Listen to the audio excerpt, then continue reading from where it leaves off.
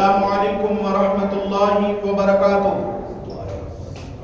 الحمد للہ رب العالمین والعاقبۃ للمتقین، الصلاۃ والسلام علی سید الاشرف الانبیاء والمرسلین، ونحن علی ذلک لمن الشاہدین والشاکرین، اما بعد فاعوذ باللہ من الشیطان الرجیم، بسم اللہ الرحمن الرحیم، یا ایھا الذین آمنوا اتقوا اللہ وکونوا مع الصادقین، صدق اللہ العظیم۔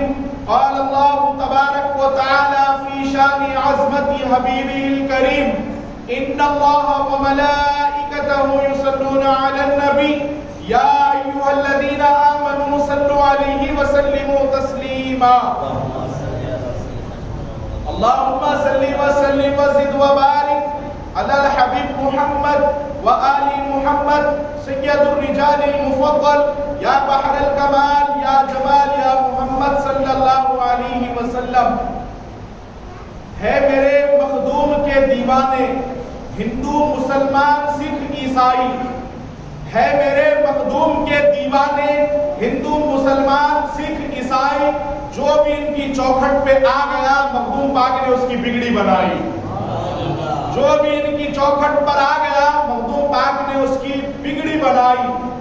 اور میرے مخدوم کی حمایت ہے میرے مقدر میں، میرے مخدوم کی حمایت ہے میرے مقدر میں، کیونکہ آپ نے پورا قرآن پڑھا خضر سے سمندر میں،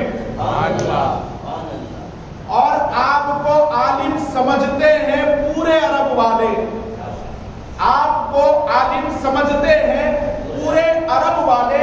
مخدوم پاک کی کتابیں آج بھی پڑھائی جاتی ہے جامع ازہر میں، مخدوم پاک کی آج بھی کتابیں پڑھائی جاتی ہے جامع ازہر میں، جامعۃ الازہر شریف میں۔ اور میں پیر فقیر مخدوم علی کا دیوانہ، انہی کے نام کا میں نے پیا ہے پیمانہ، اور ممبئی کے وہ شہنشاہ ہے کوکن کے تاجدار، ممبئی کے وہ شہنشاہ ہے کوکن کے تاجدار، ماہین میں جو بھی آتا ہے کرتے سرکار اس کا بیڑا پار۔ ممبئی کے وہ شہنشاہ ہے کوکن کے تاجدار، اس در پہ آنے والوں کا ہوتا ہے بیڑا پار۔ معزز و مکرم و محترم سامعین کرام، اللہ رب العزت کا بڑا احسان ہے کہ پروردگار عالم نے مجھے اور آپ کو اپنے محبوب پاک صلی اللہ علیہ وسلم کی امت میں پیدا فرمایا، اور رب العزت نے ہم پر کرم بالائے کرم یہ کیا، قرآن عظیم جیسی نعمت عنایت فرمائی اپنے محبوب کے ذریعے، اس کو سمجھنے کے لیے اللہ والوں کا سایہ ہمارے سروں پر سایہ فگن فرمایا۔ اور آج جس موضوع کا میں نے انتخاب کیا وہ ذات اقدس بڑی بہترین اونچا مقام اللہ رب العزت کی بارگاہ میں پائی ہوئی شخصیت حضور سیدنا علی عرف مخدوم ماہینی رضی اللہ تبارک و تعالیٰ عنہ کی ذات مبارک ہے۔ بزرگوں اور دوستوں، اولیاء کرام کا تذکرہ کرنا، جیسے کہ آپ جانتے ہیں گزشتہ جمعہ چھوڑ کر اس سے قبل حضور سید بدیع الدین زندہ شاہ مدار رضی اللہ تبارک و تعالیٰ عنہ کے حوالے سے اختصار کے ساتھ رب نے موقع عنایت فرمایا کہ گفتگو ہو سکے۔ آج انشاءاللہ تعالی ہم ایک اور اللہ کے کامل ولی، اللہ سبحانہ و تعالیٰ کی بارگاہ میں مقام اونچا پانے والی برگزیدہ ہستی حضور سیدنا علی مخدوم ماہینی رضی اللہ تبارک و تعالیٰ عنہ کے حوالے سے انشاءاللہ تعالیٰ گفتگو کریں گے۔ بزرگوں اور دوستوں، سرکار مخدوم ماہینی رضی اللہ تبارک و تعالیٰ عنہ کے آبا و اجداد اس دور میں حجاج بن یوسف نامی ایک شخص جو طائف سے نکل کر جس جگہ پر پیارے آقا علیہ السلام کو اذیتیں پہنچائی گئی، تکلیفیں حضور کو پہنچائی گئی، پتھر جہاں پر آقا علیہ السلام کی ذات اقدس پر برسائے گئے، جہاں تک کہ حضور پاک علیہ السلام کے نالے میں مبارک لو لہان ہو گئے۔ آپ اس دور میں آپ کے آبا و اجداد عراق میں مقیم تھے۔ یہ بندہ قرآن پاک کی تعلیم دینے کا بہانہ کر کے ہر شہر کو جہاں بھی جاتا یہ کوشش کرتا۔ حجاج بن یوسف، جس کا نام شاید آپ لوگوں نے بھی کبھی تاریخ میں سنا ہوگا، یہ بڑا خطرناک بندہ تھا۔ قرآن کے تعلیم کے حوالے سے لوگوں کو اپنی طرف کوشش کرتا کہ وابستہ کروں، اپنی طرف دیوانہ وار لوگوں کو کوشش کرتا کہ کہ اپنا دیوانہ بناؤں پھر اس کے بعد اس قوم پر حملہ کر دیتا.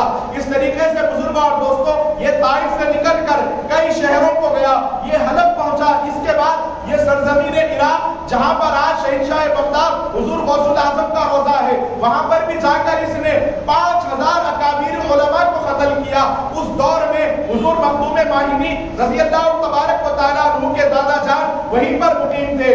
آپ سرکار مخدوم پاک رضی اللہ تبارک و تعالیٰ عنہ کے دادا جان خود ایک جنگت عالم دین, آپ اپنے شہزادے سیدنا علی کو لے کر اکثر و بیشتر کیا ہوتا تھا کہ آپ غور فرمائیں کہ دیگر آج عرب و عجم سے اولیاء کرام آ کر ہمارے ہندوستان میں آباد ہے, ان کا یہ تھا تسلسل کہ اس دور کے جو تاجرین ہوتے تھے وہ ہندوستان کپڑا لے کر آتے اور جاتے وقت یہاں کے مسالے لے کر جاتے, لیکن جب بھی کوئی تاجر عرب سے آتا جس بھی علاقے میں جس بھی خطے میں وہ قیام کرتا وہاں پر دین کی بات ضرور کرتا, دین کے حوالے سے گفتگو کرنا یہ ان کا معیار تھا.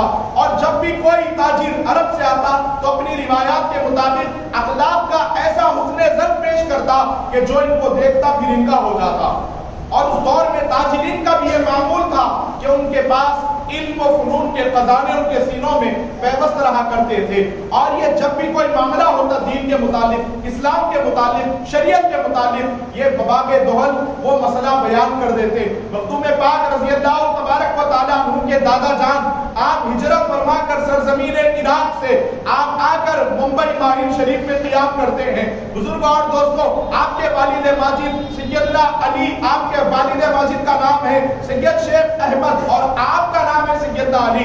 حضرت شیخ احمد رضی اللہ تبارک و تعالیٰ عنہ یہ مخدوم پاک کے والد محترم جب آپ آ کر ممبئی میں ماہر شہر میں سمندر کے کنارے قیام کرتے ہیں تو آپ کے اس دور میں ایک بڑے تاجر سے ملاقات ہوئی جو ہندوستان کلیان شہر میں ممبئی کے بالکل قریب وہاں پر وہ مقیم تھے, اور آپ ہی کی بیٹی صاحبہ سے آپ کا نکاح ہوتا ہے مخدوم پاک کے والد ماجد کا. آپ کی والدہ ماجدہ کا نام ہے حضرت فاطمہ.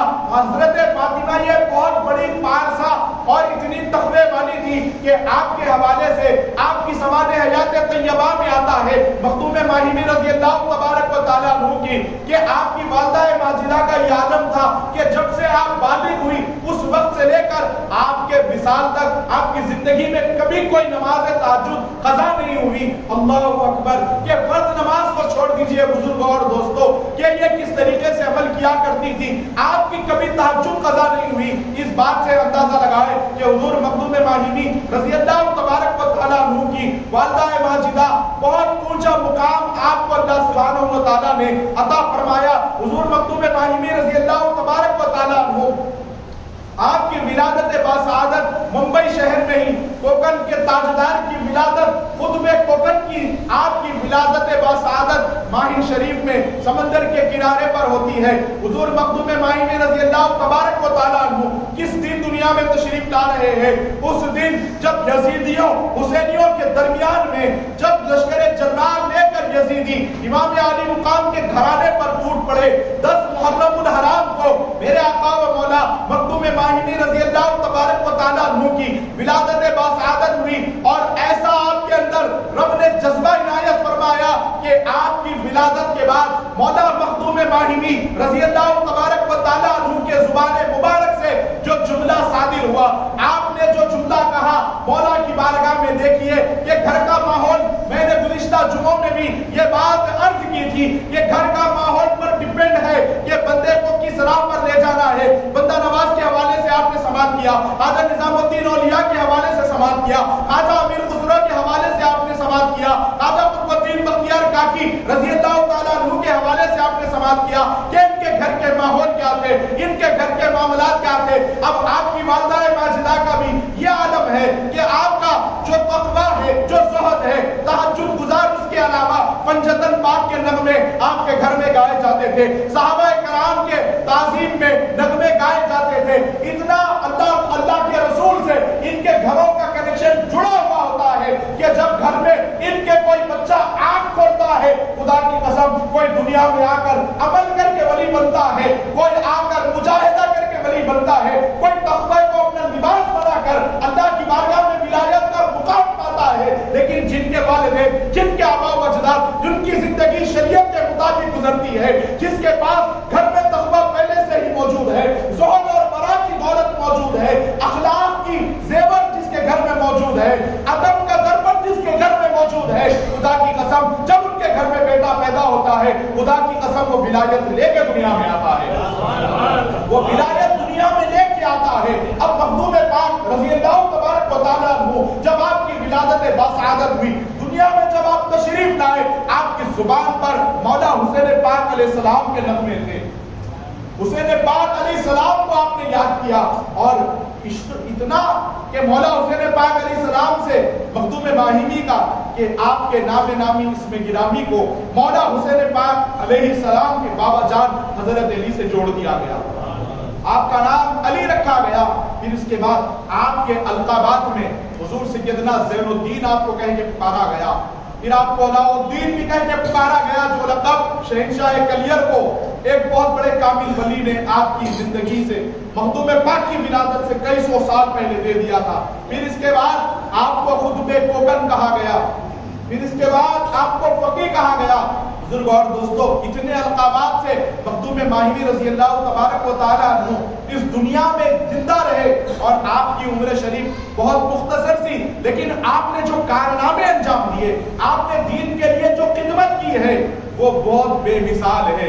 हम उस पर अगर गौर करें, आपकी तालीमात पर, आपकी ये किताब है तफसीर रहमानी, जो आज भी हर बंदे को, जो बंदा मिस्र तालीम के लिए जाता है, उसे मखदूम माहिमी की किताब पढ़ाई जाती है, और जब तक वो बंदा मखदूम पाक की किताब ना पढ़ ले मुकम्मल, उसको मखदूम पाक की किताब पढ़ने से पहले जामिअतुल अज़हर शरीफ की मुकम्मल फरागत का सर्टिफिकेट नहीं दिया जाता।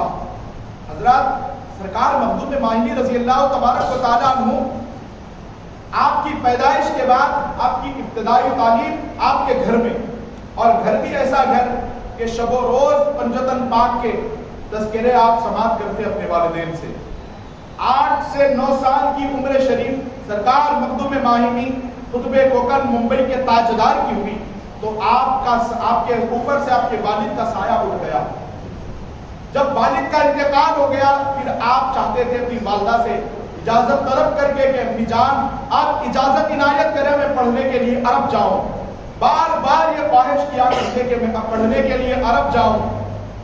आपकी वालदा माजिदा ने कहा कि बेटे, बेहतर है कि अल्लाह ताला की बारगाह में मैं दुआ करूंगी और तुम मुझे छोड़कर हिंदुस्तान से अरब ना जाओ, मेरा कौन है तुम्हारे सिवा। जब वालदा माजिदा ने इसरार किया तो आप वहीं पर रुक गए। रात को एक ऐसा करिश्मा नमूदार हुआ बुजुर्ग और दोस्तों, बड़ी सुनने की बात है कि आप तहज्जुद के वक्त आपकी वालदा माजिदा मुसल्ले पे खड़ी हुई, रब की बारगाह में इबादत तकमील होने के बाद अपने मौला से मुनाजात किया, अर्ज किया, मेरे मौला, मेरा बच्चा अली चाहता है कि वो पढ़ने के लिए अरब जाए, लेकिन मैंने उसे रोक दिया है। मौला तेरे ऊपर है, मैं तेरी बारगाह में दुआ करती हूँ मेरे बच्चे के लिए, पढ़ने के लिए बेहतरीन इंतजाम फरमा। मेरे मौला तू असबाब मुरत्तिब फरमाता है, तुम मुसब्बिबुल असबाब है। आपने जब रब की बारगाह में दुआ की, अल्लाह रब्बुल इज्जत से फरियाद की तहज्जुद के वक्त, फिर उसके बाद सरकार मखदूम माहिमी रज़ी अल्लाह तबारक व तआला अन्हु की हयात में रोजाना ये मामूल था, फजर की नमाज बाजमात अदा फरमाते आप, और फजर की नमाज अदा फरमाने के बाद हुजूर सैयदना मखदूम माहिमी रज़ी अल्लाह तबारक व तआला अन्हु की रोजमर्रा हयात में, आपकी जिंदगी में रोजाना ये मामूल था, चहल कदमी के लिए दरिया के किनारे तशरीफ ले जाते, दरिया के किनारे पर जाकर चहल कदमी फरमाते।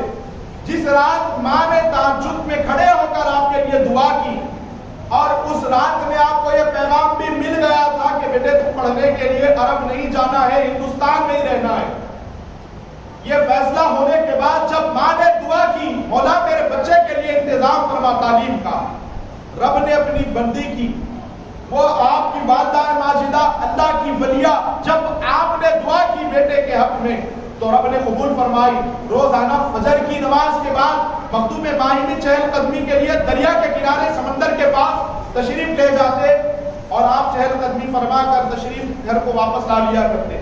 लेकिन जिस तहज्जुद में, जिस रात की तहज्जुद में आपकी والدہ ماجدہ نے آپ کے لیے دعا فرمائی، اس دن جب فجر کی نماز میں آپ تشریف لے گئے، نماز کے بعد آپ کا دل چاہا کہ بڑی تیزی کے ساتھ دریا پہ جاؤ، جب دریا کے کنارے چہل قدمی کی غرض سے آپ پہنچے تو دریا کے اندر ایک عجیب و غریب منظر دیکھا کہ ایک دریا کے اندر ایسی نورانی شکل والی برگزیدہ ہستی جن کی داڑھی کے بال سفید ہے، جس کا چہرہ نور سے منور ہے، وہ چہرے کو آپ نے جیسے ہی دیکھا، گھر کا ماحول پہلے سے ہی اللہ کے رسول علیہ السلام کی سنت کے مطابق آپ کے تذکروں میں پنجتن پاک اور صحابہ کے نغمے آپ روزانہ سماعت کرتے، اور جو ماحول آپ کے گھر کا بنا ہوا تھا، جیسے ہی آپ کی نظر وہ بزرگ پہ پڑ گئی، آپ دریا کے اندر آپ نے یہ کم نہیں کیا، 8 سال کا شہزادہ، زیادہ عمر نہیں، اور بعض کتابوں میں آپ کی جو سوانح حیات لکھی گئی اس میں آیا ہے 9 سے 10 سال کی عمر،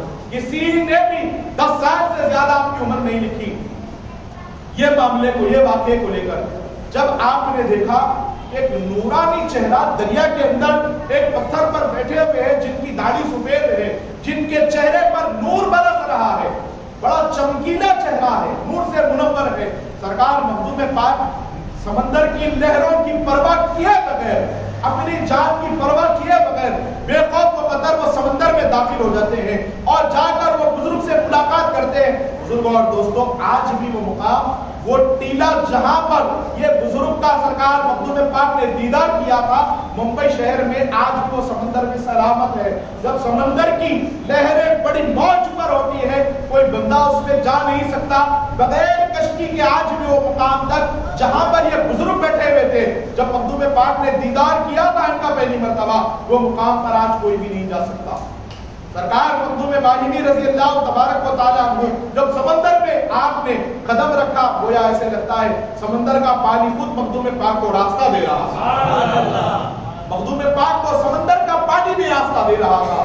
جب آپ نے جا کر ادب سے، جن کے گھر میں انٹرنیٹ کے نشے کو چھوڑ کر اخلاق کی تعلیم دی جاتی ہے، جب بھی کبھی بندہ اپنے بڑوں کو دیکھتا ہے اسے کہنے کی ضرورت نہیں پڑتی، بیٹے انہیں سلام کرو، انہیں سلام کرو، آداب سے اپنے سر جھکا کر احترام سے بڑوں کا احترام کرنا چاہیے، سلام کرو انہیں جھک کر۔ یہ کہنے کی کبھی بھی جس کے گھر میں ماحول پہلے سے دیندار ہوتا ہے ان کو ضرورت نہیں پڑتی۔ سرکار مخدوم پاک کے اخلاق ایسے اونچے اخلاق کہ سرکار مخدوم ماہمی رضی اللہ تبارک و تعالیٰ عنہ جا کر ادب سے عاجزی کے ساتھ وہ بزرگ کو سلام کرتے ہیں، وہ بزرگ جواب عنایت کرتے ہیں وعلیکم السلام، اور وہ ایسی ہستی ہے جن کے منہ سے ایک بار نکل جائے پھر زندگی بھر بندہ سلامت رہتا ہے۔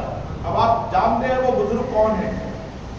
جس کی مخدوم پاک سے تہجد ادا کرنے کے بعد ماں نے دعا کی کہ مولا میرے شہزادے کے لیے تعلیم کا انتظام فرما، اس فجر میں جس سے ملاقات مخدوم ماہمی کی ہوئی وہ کوئی اور ذات نہیں سیدنا خضر علیہ السلام ہے۔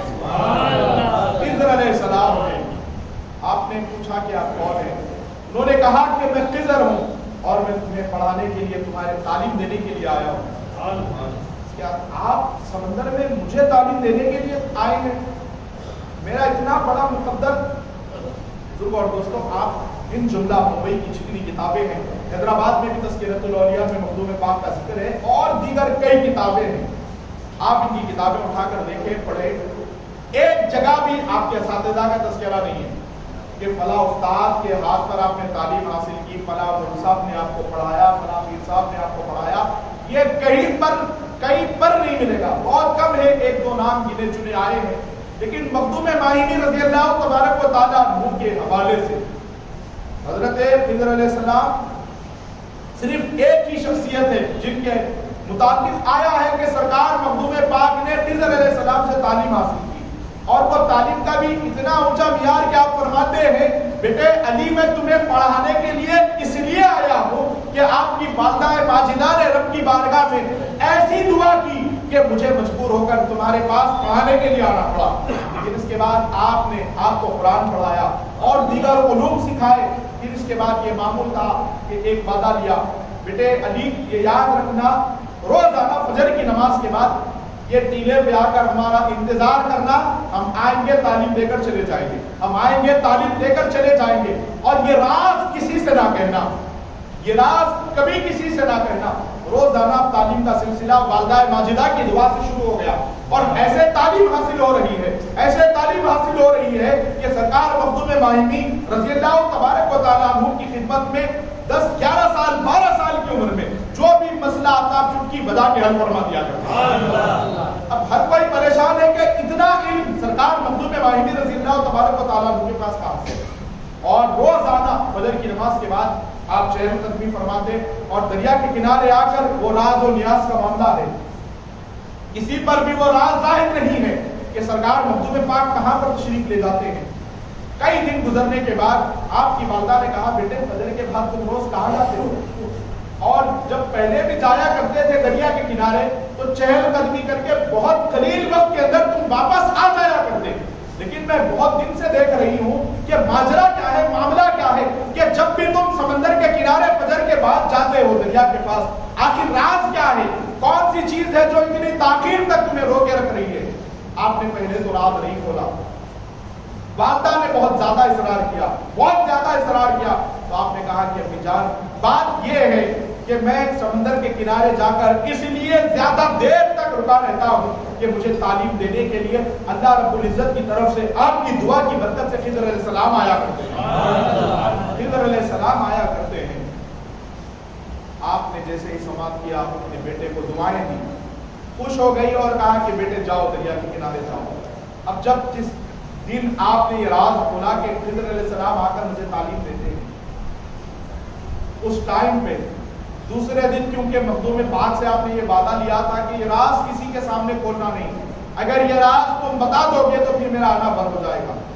دریا کے کنارے جب والدہ کو آپ نے بتایا، دوسرے دن کی فجر کے بعد آپ دریا کے کنارے پر جا کر کھڑے ہوئے، اس ٹیلے پر آپ نے انتظار کیا، اور روزانہ یہ ہوتا کہ جب پہلی بار ملاقات ہوئی تھی خضر علیہ السلام سے، اور انشاءاللہ تعالی خضر علیہ السلام ہے کیا، ان کا مقام کیا ہے، یہ انشاءاللہ ایک ٹاپک ایک جمعہ بالخصوص خضر علیہ السلام کے حوالے سے انشاءاللہ تعالیٰ ہم گفتگو کریں گے۔ قرآن میں ذکر آیا ہے، احادیث میں کیا ہے، پھر رسول پاک علیہ السلام سے بھی ملاقات سیدنا خضر علیہ السلام سے ہوئی، آپ کے جنازے میں صحابہ کرام کے ساتھ میں بھی سیدنا خضر علیہ السلام کا تعلق رہا، غوث پاک سے بھی آپ کی ملاقات رہی، خواجہ غریب نواز سے ملاقات رہی، خواجہ قطب الدین بختیار کاکی سے ملاقات رہی، سرکار بابا فرید سے ملاقات رہی، سرکار مخدوم اشرف سنگھا سے ملاقات رہی، سرکار شابیر پاک سے ملاقات رہی، نظام الدین اولیاء محبوب الہی سے ملاقات رہی، بابا شرف الدین سہروردی سرکار سے ملاقات رہی، شیخ شہاب الدین عمر سہروردی سے ملاقات رہی، بہاؤالدین زکریا ملتانی سے ملاقات رہی، بہاؤالدین نقشبندی سے ملاقات رہی، سرکار غریب نواز سے آپ کی ملاقات رہی، دیگر ہزاروں اولیاء کرام سے خضر علیہ السلام کی اللہ تعالیٰ نے ملاقات کروائی۔ انشاءاللہ تعالیٰ ایک جمعہ ہم اس پر گفتگو کریں گے کہ خضر علیہ السلام ہے کون۔ تو پہلے دن جو آپ نے کہا تھا بیٹے فجر کی نماز کے بعد آ کر یہ ٹیلے پہ ہمارا انتظار کرنا، لیکن رب نے مخدوم ماہمی کو اتنا اونچا مقام عطا فرمایا کہ دوسرے دن جب آپ کو یہ کہہ دیا گیا کہ بیٹے فجر کے بعد فوری اس ٹیلے پہ آ کے سمندر میں میرا انتظار کرنا، لیکن دوسرے دن مخدوم پاک پہنچ کر دیکھتے کیا ہے، تیسرے دن، چوتھے دن، پانچویں دن، جتنے سال خضر علیہ السلام سے مخدوم ماہمی نے تعلیم حاصل کی، آپ کی نگاہوں نے یہی منظر دیکھا کہ فجر کے بعد جب بھی سمندر میں مخدوم پاک جاتے تو انتظار میں خضر علیہ السلام خود بیٹھے ہوتے، خود مخدوم پاک کے انتظار میں سیدنا خضر علیہ السلام بیٹھے ہوتے۔ یہ کوئی عام مقام، عام مرتبہ نہیں ہے بزرگ اور دوستوں، اور ان سے جو ایک مرتبہ ملتا ہے، خضر علیہ السلام کی کوالٹی عرض کر رہا ہوں، آپ کی قابلیت، آپ کی خصوصیت یہ ہے کہ زندگی میں اللہ اگر ان کی کسی سے ملاقات کرا دے، ان کے مسافے میں بندہ عالم بن جاتا ہے۔ وہ اتنی قابلیت کے مالک، روزانہ مخدوم ماہمی رضی اللہ تبارک و تعالیٰ عنہ کا دریا کے کنارے پر سمندر کے اندر انتظار ہو رہا ہے۔ جب ایک دن آپ نے یہ راز والدہ کے سامنے کھول دیا، فجر کی نماز کے بعد آپ دوسرے دن جا کر دیکھتے ہیں تو سمندر کے پاس کوئی بھی موجود نہیں، حیران ہو جاتے ہیں سرکار مخدوم پاک کہ آج میرے پاس پڑھانے کے لیے میرے استاد محترم نہیں آئے ہیں۔ والدہ کی خدمت میں حاضر ہوئے، رو کر عرض کیا کہ امی جان آج پڑھانے کے لیے خضر علیہ السلام تشریف نہیں لائے، کیونکہ انہوں نے مجھ سے وعدہ لیا تھا کہ بیٹے علی کسی کے سامنے یہ راز ظاہر نہ کرنا، یہ راز میں نے آپ کو بتا دیا، شاید اس لیے سمندر کے اندر آج میں نے جا کر دیکھا تو خضر علیہ السلام تشریف نہیں لائے، میری ملاقات نہیں ہوئی۔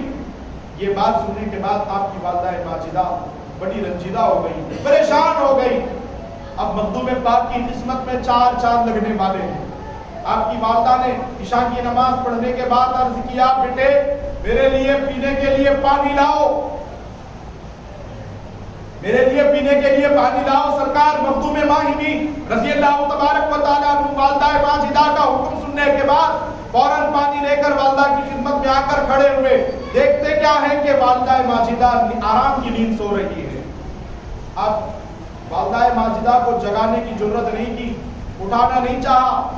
ہم سے اگر کوئی پانی مانگے لا کر اگر تھوڑی سی تاخیر ہم کھڑے ہو جائیں، پانی کے لیے توجہ نہ کریں تو ہم اسے آواز دیتے ہیں، ندا دیتے ہیں پانی کے لیے کہ آپ نے پانی منگایا تھا، پانی لے لیجئے۔ مخدوم پاک رضی اللہ تبارک و تعالیٰ عنہ کی شان دیکھیے کہ آپ عشاء کے بعد سے لے کر فجر کی نماز سے تھوڑا پہلے تک تہجد کا وقت بالکل اختتام پہ تھا، وہ وقت میں آپ کی والدہ ماجدہ کی آنکھ کھلی، آپ نے دیکھا کہ خدمت میں مخدوم پاک کھڑے ہیں۔ مخدوم ماہمی کو کھڑے ہوتے دیکھ کر کہا کہ بیٹے میں نے تو پانی عشاء کے بعد تم سے طلب کیا تھا، تم اتنی رات دیر گئے کھڑے ہو۔ تو آپ نے کہا امی جان علی کی پوری زندگی والدہ کا خادم بن کر گزر رہی ہے، میں آپ کا خادم ہوں، میں آپ کی خدمت کرنے کے لیے دنیا میں بھیجا گیا، میں آپ کا خدمت گزار ہوں، میں آپ کا فرما برداری میں اپنی حیات گزارنا چاہتا ہوں، اسی لیے پوری رات لے کر یہ پانی کا پیالہ کھڑا ہوا۔ خدا کے عزت و جلال کی قسم، ماں کی زبان سے، ماں کے دل سے دعا نکلی، وہ دعا یہ ہے بیٹے تو کہتا ہے خادم ہے، خدا کی قسم میرا بیٹا علی خادم نہیں، میرا بیٹا علی مخدوم ہے۔ وہیں سے آپ کا لقب مخدوم ہوا۔ 5 گنبد کے بابا دھنی ہے، ایسے صدیقہ مستانہ ہوں جن کو نوازا ماں کی دعا نے، ایسے ولی کا پروانہ ہوں۔ یہ وہ ذات اقدس ہے مخدوم ماہمی رضی اللہ تعالیٰ عنہ کی کہ آپ کی والدہ ماجدہ نے کہا بیٹے علی میرا خادم نہیں مخدوم ہے۔ اس دن سے لوگ آپ کا نام بھول گئے، جب بھی آپ کو یاد کیا جاتا ہے مخدوم ماہمی کے نام سے یاد کیا جاتا ہے۔ پھر اس کے بعد آپ کی والدہ ماجدہ پانی پینے کے بعد کھڑی ہوئی۔ اچھا پانی خود والدہ ولیہ ہے اور بیٹا بھی خود کامل ولی ہے۔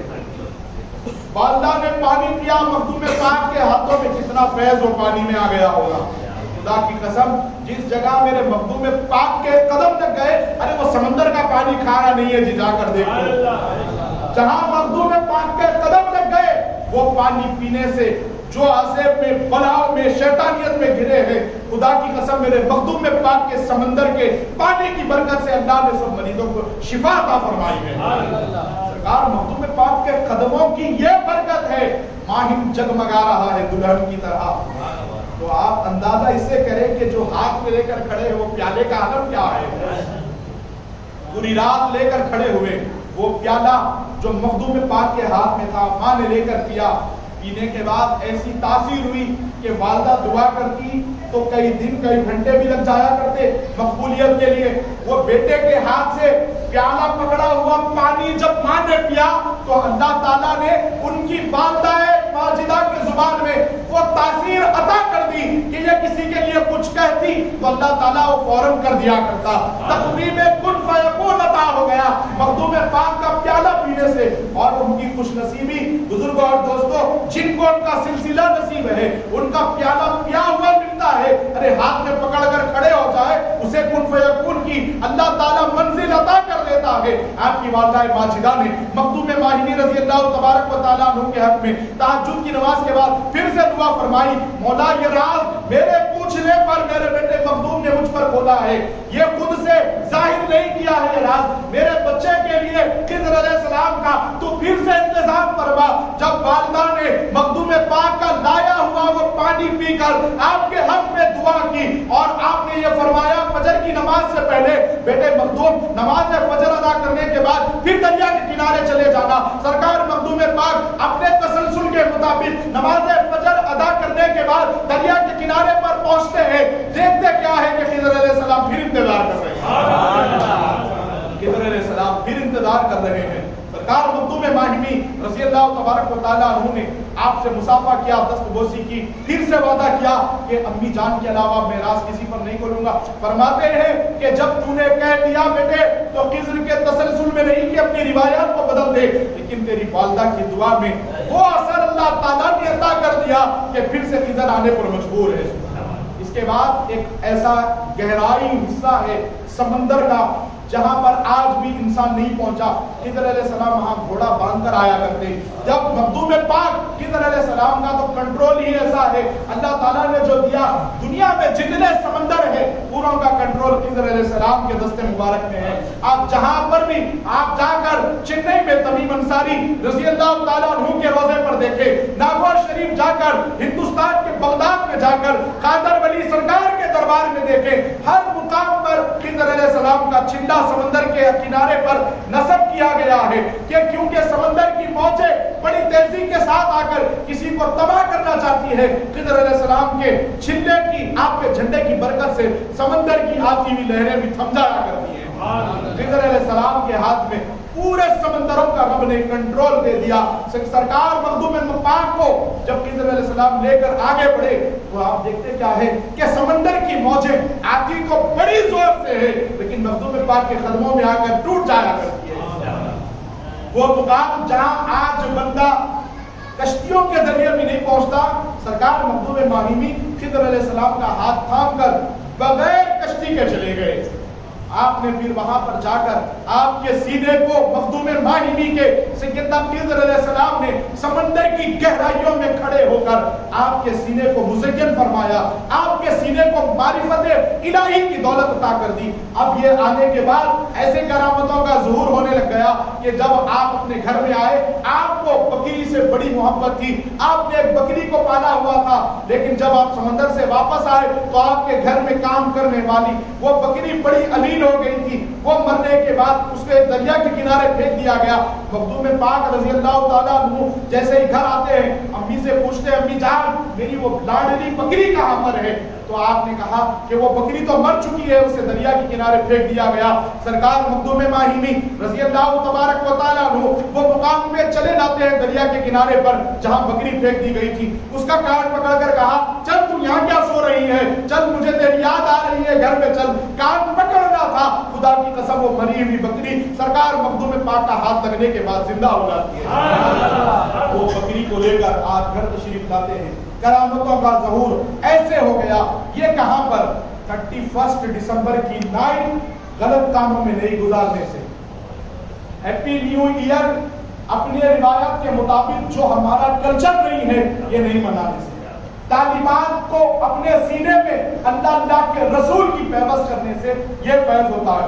31 नाइट को केक अगर काट कर नशे में धुत होकर गाड़ी चलाएंगे तो हाथ से बकरी जिंदा नहीं होती, खुद भी मरते, किसी को लेके मर जाते। आज हम अपनी जिंदगी पर गौर करें। यह वाकयात सुनाने का महज एक ही मकसद है कि हमारी जिंदगी में इख्तिलाफ बरपा हो। हमारी रात कैसे गुजरनी चाहिए, नाते शरीफ गुनगुनाते हुए, घर का माहौल कैसे हो। हैप्पी न्यू ईयर की बात आए तो अपने ख्यालात को बदल कर ले जाकर किसी के वली के कदमों में बैठ जाए, सोहबत में अच्छी बैठे, खानकाह में, मसाजिद में अपने वक्त को गुजारे। इंशाअल्लाह ताला यहूद और नसारा की रस्में हमारे अंदर नहीं आएगी। आज देखिए आप कोशिश कर रहा है इसराइल कि फलस्तीन को तबाह कर दे। आज उनके रस्मों पर अगर हम अमल करेंगे तो वो तो नहीं चाहते हुए पर हमारी सफों में दाखिल हो गए। वो हमारी कोई कल्चर को, हमारे ईद को, हमारे लिबास को, तौब को, कुर्ता पैजामा को, हमारे इस्लामी लिबास को किसी यहूदी को आपने पहनते हुए देखा, किसी नसरानी को पहनते हुए देखा? बिल्कुल नहीं। लेकिन हम एक ऐसे हैं जो हर एक की शबात इख्तियार करना चाहते हैं। आज अरब ममालिक का भी हाल देखिए आप, ज़ाहिरी तौर पर अरब मुल्क है, लेकिन जितनी इत्तिबा हो रही है खुदा की कसम मगरिबी ममालिक की हो रही है। आज एतराज होता है, भाई सऊदी के इमाम के पीछे नमाज न पढ़ो। यहाँ का अगर कोई मुबल्लिग, कोई इमाम कोई खड़ा होकर कह दे, आवाज मचा देते उसके पीछे। अरे क्या भाई, मक्के के इमाम के पीछे, मदीने के इमाम के पीछे? अब मरवान मदीने का इमाम था, क्या उसके पीछे नमाज होती? इमाम हुसैन नहीं पढ़े नमाज? गौर करें।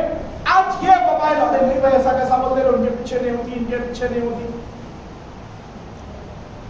हम अपने दरमियान درمیان میں دیکھیے کہ امام صاحب نے نماز پڑھا ہے، مکمل طور پہ نماز حل ہی کر دیں گے یہ مسئلہ.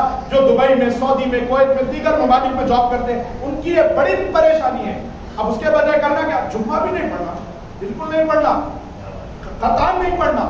آپ ہمارے بھی مسجد کے صدر محترم یا بیٹھے آپ دیکھیں گے کبھی کوئی پیپر دیے امام صاحب کو خطبے میں یہ پڑھی ہے بلکہ وہاں پر آج بھی میرا چیلنج ہے، یہ بات بابا میں تو عرض کر رہا ہوں، آپ اس کی تحقیق کر لیں.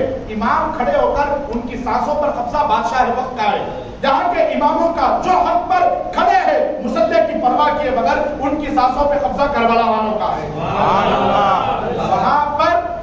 وہاں پر آپ ایک ورڈ بھی اگر مس یوز کر دیں آئندہ جمعے آپ کو مسجد سے نکال دیا جاتا ہے.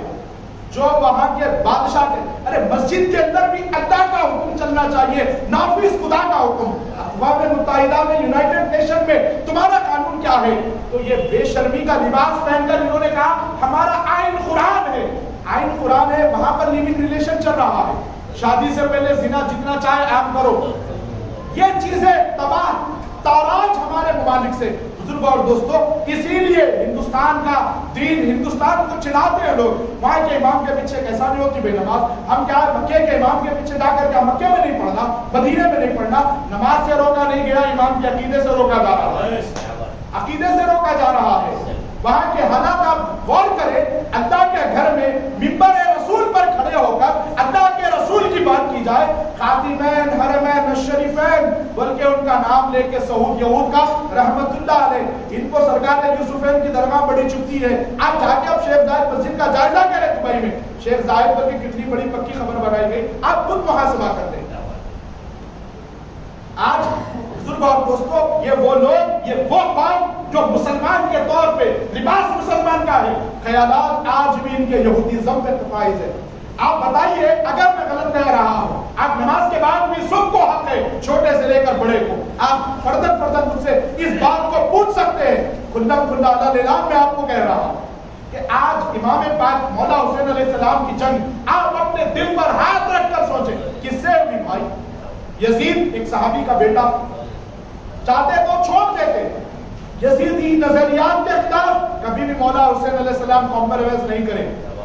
آپ کھڑے ہو گئے، آپ نے انجام کی پرواہ نہیں کی، شریعت مصطفیٰ کی لاز رکھی. سجدے میں سر کٹانے کو آخر کٹا دیا، لیکن خدا کے نام کا ڈنکا بجا دیا.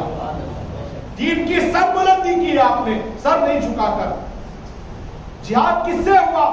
آج جہاد کافروں کو مارنے کے اوپر کہا جاتا ہے کہ یہ جہاد ہے. یہ بھی جہاد ہے اپنے اندر کی پائی گئی خرابیوں کو ختم کرنا، ان کے مخالف میں آواز اٹھانا.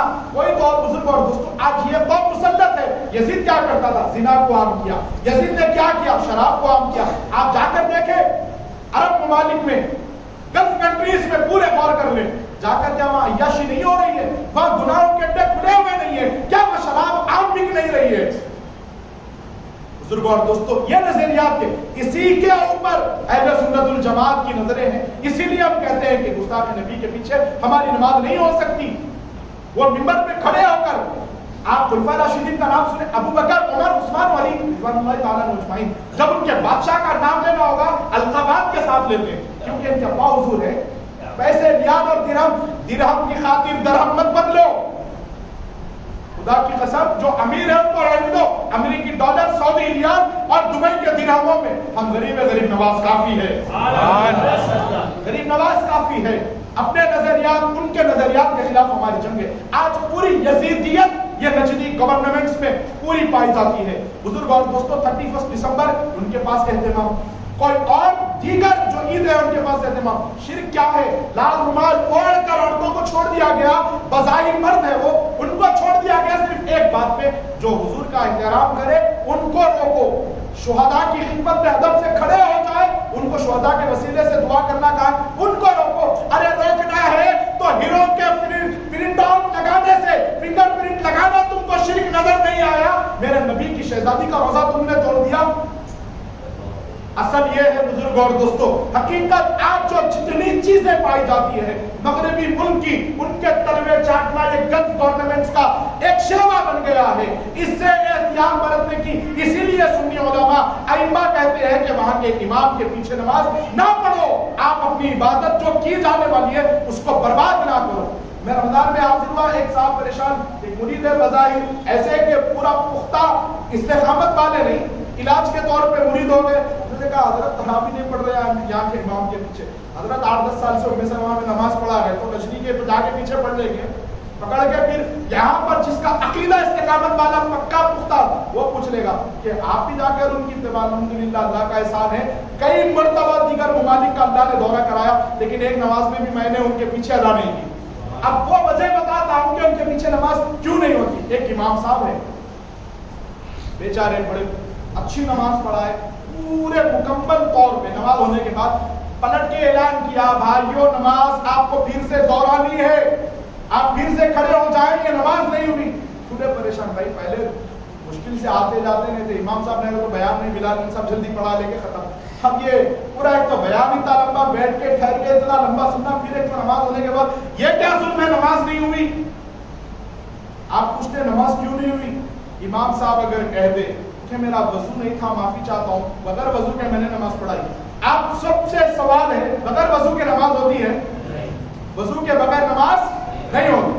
اب جس امام کا وضو نہیں ہے اس کے پیچھے نماز نہیں ہوتی، جس امام کے پاس ایمان ہی نہ ہو اس کے پیچھے نماز ہوتی۔ ایمان اگر پختہ ہو تو اللہ اللہ کے رسول پر، آج سنی صحیح العقیدہ پختہ اگر کوئی امام ہے اس کو اگر آپ نے دیکھا پھر اس کے پیچھے آپ تقلید کر سکتے ہیں، اس کے پیچھے نماز آپ پڑھ سکتے ہیں۔